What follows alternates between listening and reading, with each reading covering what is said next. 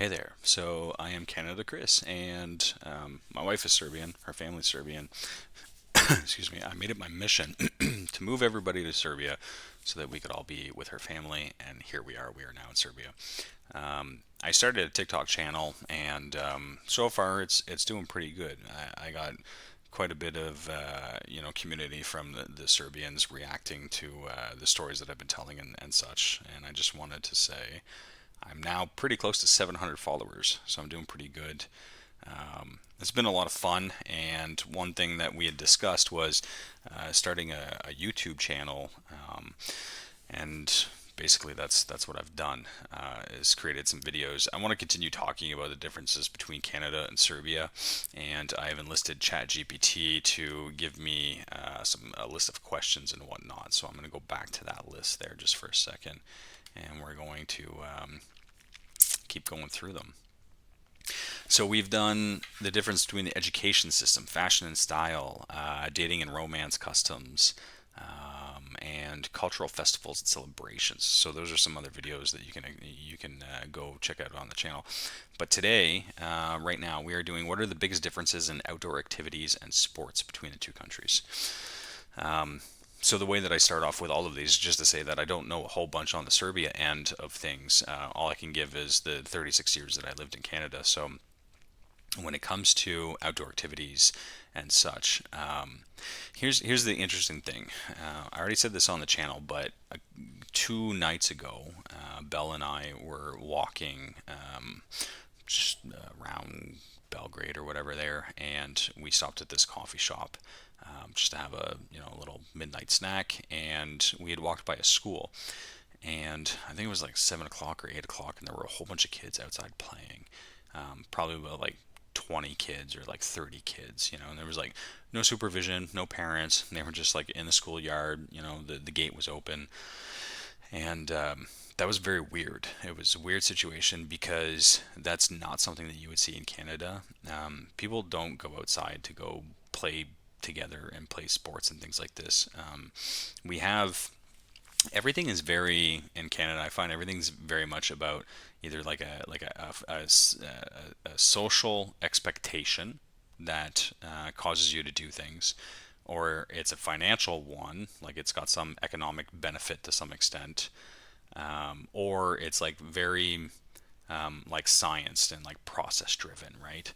So if kids want to go play, they don't really go play at parks. It's, there will be like a jumping facility or something. So we've got one of those in Serbia, in the well, I don't know where it is, but there's also the one of the playgrounds. It's called like, Cosmic or something like that. And it's in the Galleria upstairs. And so, you got all the kids stores, and then obviously you guys are aware of this place, but it's got some laser tag in there, which is really fun, by the way. I did that and it was super cool. And then they have like this play area on the right hand side where the kids can like go up and like slide down in slides and jump in a ball pit and things like this. So we've got things like that, obviously, like in Canada, right? And parents will purchase the memberships to have their kids go to these things, more so than kids would go outside and go play sports together. Now, let's say that kids did want to go play sports together. This is where I'm saying it has to be like process driven or like a social, expectation, is that they get put into like a class. So it's like, okay, if your kid wants to play soccer, you got to get them on a team so they can go like learn how to play soccer, like with a coach and stuff, right? Um, what else? What other situation? Like my daughter, she's in gymnastics, and so she's in a class, of course, and it's like based on your age, you start in this type of class, and if you do well and you graduate your class, so to speak, then you're allowed to do other activities, or as you get older, you can do different activities. But if you want to do gymnastics related stuff, there's classes for that, and you pay for the classes. So kids don't really spend much time outside, and especially do not spend time alone, and absolutely do not spend time outside of the house after 7, 8 o'clock. So the majority of society in Canada tends to be stuck in their homes, which is really kind of sad and also pathetic at the same time. But and then let's move over to the adults for a second here. Adults are a little less complex, but also more complex at the same time. We're just like big children ultimately at the end of the day. So for the adults, it's like, my buddy wanted to, play some hockey or whatever. So him and all of his friends and, a bunch of people, they got to get together and they got to put money together and they got to start a little team and they got to rent an arena and then they got to go there every Saturday. And so there's this like social expectation that if you're going to do it, you got to do it properly because you're an adult, that you can't just go out and have fun. Then there's the financial expectation because if you're going to play a sport, there's no one just takes a ball and goes outside to go play soccer. Like that's not really a thing that happens. So then it's like it's always for the companies to build these, small arenas and little gymnasiums and things in order to be able to charge people money so that they can go play with a ball, and that's kind of crazy. Now, I'm being a little bit negative, but because on the other hand, obviously some people go out and do things during the summer, right? So very rarely, like once, twice a year, would you be able to go to a park large enough to see people playing with soccer balls and stuff like this, right? There are very few skate parks or like basketball courts, and some people will go do it. But again, you have to have a very tightly knit group of individuals who want to do this one activity all at the same time.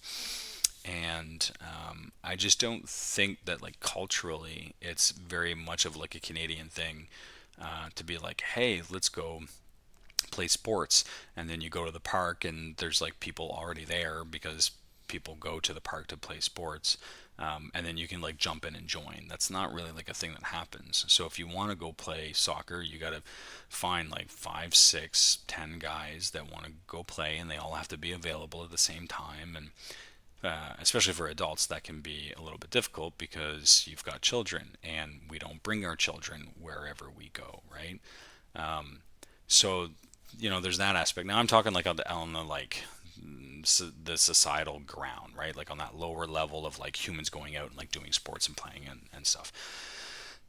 As far as the culture of like, organized sports is concerned, played by other players instead of the people, there again, like I never really got into sports as a child. Like I didn't want, like I played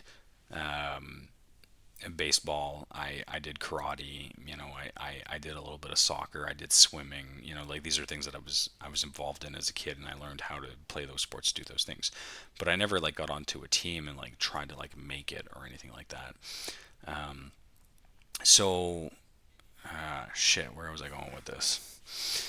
As far as oh right, okay, so I'm not a big sports guy is basically what I was trying to say, and the reason that that's important to understand is because it seems like a lot of guys that are like my age, 25 to 45, they care very much about sports, like it's a part of their identity, right?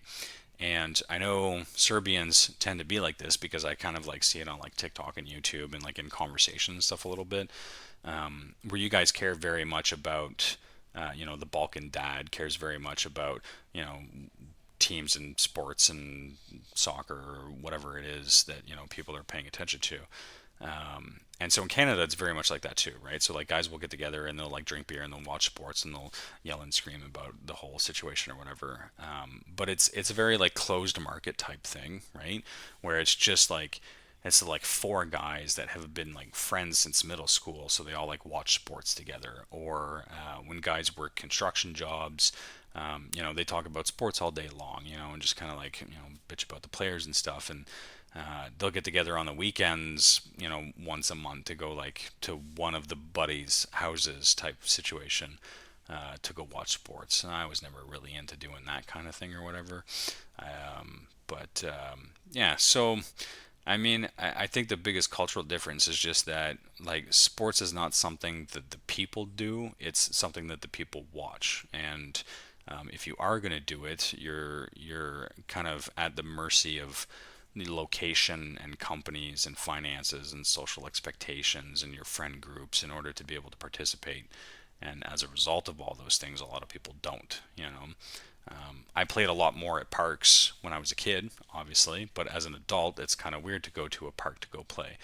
I don't know yet because it's not summertime, but I don't know how many adults in Serbia will go, play a game of like pickup or go play some soccer or get some badminton sticks and go play badminton or something. You know what I mean? Like, I don't know how many people will go set themselves up to go play sports outside and spend time outside. So that's something that I'm going to get to see as time goes by, as we get closer and further into summertime. Um, but Canada is certainly not like that. People are just not that kind of like involved into it. So that's my take on sports and that culture between Canada and Serbia.